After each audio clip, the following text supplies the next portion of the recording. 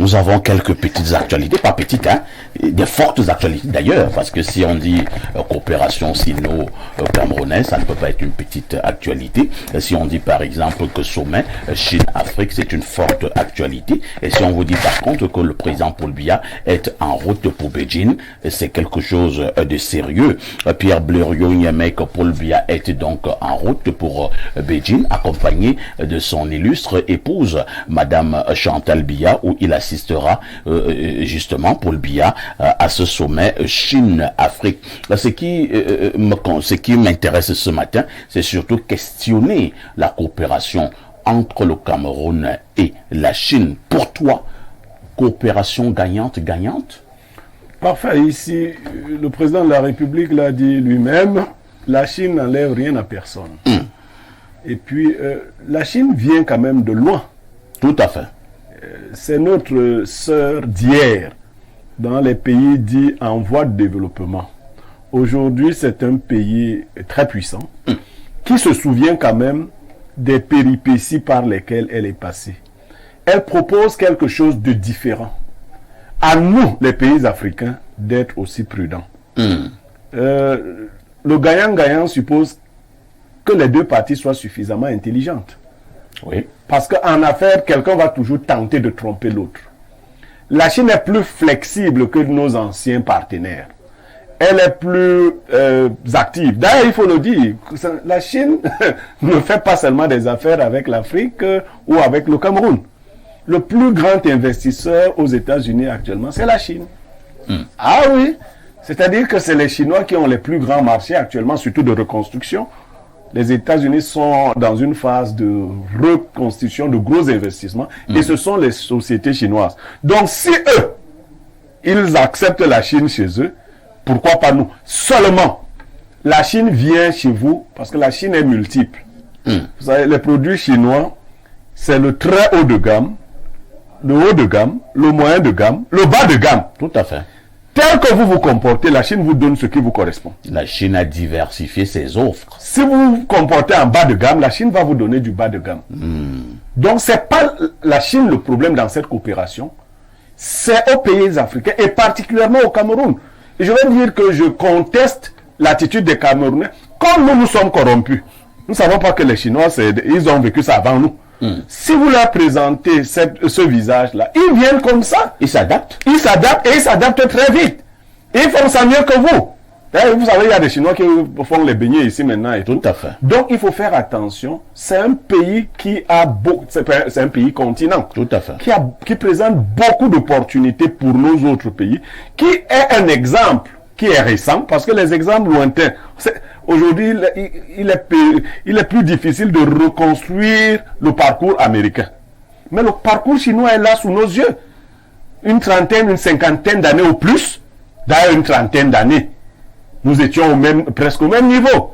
Aujourd'hui, nous pouvons nous en inspirer.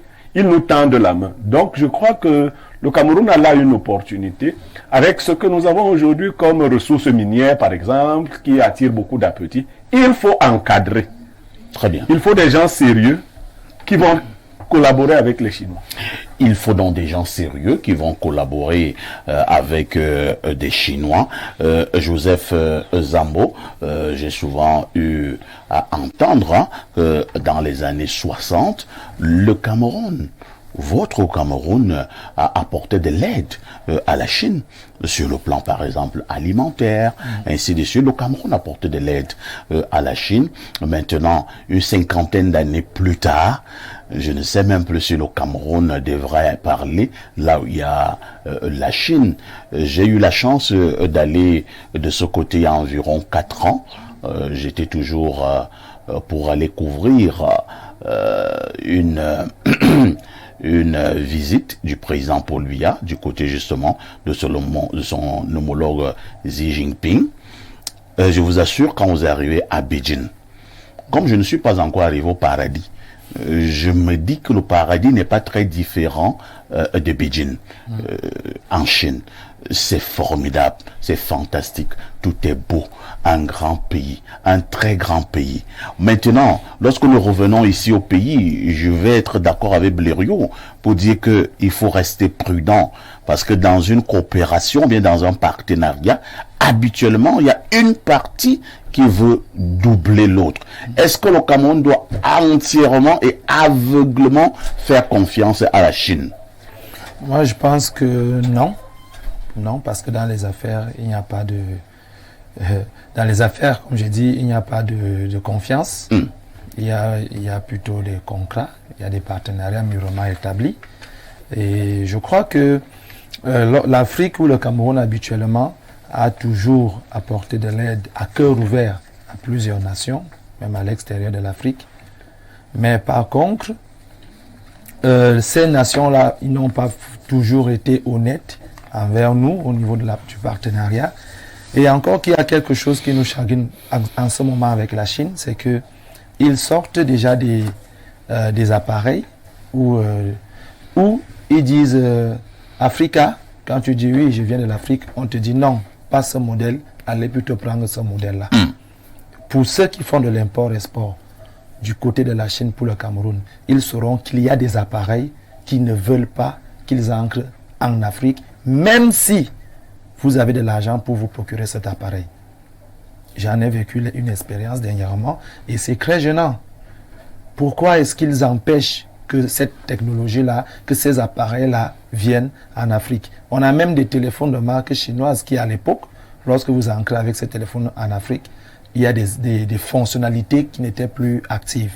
Mais vous sortez de l'Afrique, ces fonctionnalités-là sont actives. Donc ça signifie que l'Afrique n'a pas aussi droit à une technologie. Est-ce que l'Afrique n'a pas aussi droit à une certaine logistique, à certains appareils? C'est quoi le problème? Nous voulons quand même d'une relation équitable. Nous voulons d'un partenariat où toutes les parties gagnent. Parce que quand nous, on leur donne des aliments à une certaine époque, on n'avait pas choisi un type d'aliment à leur offrir et un autre type pour nous. On les a aidés à cœur ouvert, qu'eux aussi puissent partager leur expérience avec nous d'une manière équitable. Merci, Joseph Zambo, même s'il faut quand même attirer également l'attention des uns des autres que certaines, je dis bien certaines entreprises chinoises exerçant au Cameroun, au fond de temps en temps montrent de comportements bizarres à l'endroit des employés camerounais. Quelqu'un te parlera même de l'esclavage des temps modernes, Blériot. Non, parfait. Ici, quand on connaît l'histoire de la Chine a vécu tout cela. Elle-même là-bas. Je vous dis, la Chine fait comme l'eau. Elle prend la forme du vase qui la contient. C'est nous. Quand une entreprise vient s'établir, vous commencez par demander des rétrocommissions, par faire ami-ami avec le futur investisseur, c'est-à-dire les autorités. Vous donnez à cette entreprise l'idée que elle est venue là pour sucer les personnes et les biens. Tout à fait. C'est notre attitude, il faut la changer. Dans d'autres pays africains, la Chine se comporte différemment. Tout à fait. Il y a des investissements chinois ici qui n'ont pas duré. Mais vous allez dans d'autres pays, vous trouvez que là-bas, les mêmes sociétés ont travaillé avec beaucoup plus de sérieux. Je vous assure, les Chinois, c'est pas comme les Allemands. Les Allemands avaient un principe, c'est qu'on fait bien seulement. Les Chinois s'adaptent à vous. À l'environnement. Oui. S'ils trouvent que vous êtes corrompu, vous montrent qu'ils sont nés là-bas, avant vous. Ils deviennent plus corrompus que vous. Donc c'est nous qui ouvrons la voie à ce genre de choses. Il faut dire que pour l'instant, il y a encore des édifices qui ont été bâtis par la Chine au Cameroun. On ne saurait parler de ces édifices sans par exemple faire allusion au palais de congrès de Yaoundé, le très mythique palais de congrès de Yaoundé. On ne saurait parler de la Chine au Cameroun sans parler par exemple de cet autre édifice, le palais polyvalent de sport à Yaoundé, toujours au quartier Ouarda. Il y a même la réfection de l'immeuble ministériel au niveau du centre-ville, ce qu'on appelait à l'époque l'immeuble de la mort, qui est devenu l'immeuble de l'émergence. Qui est devenu l'immeuble de l'émergence, également la technologie chinoise. Nous avons certains barrages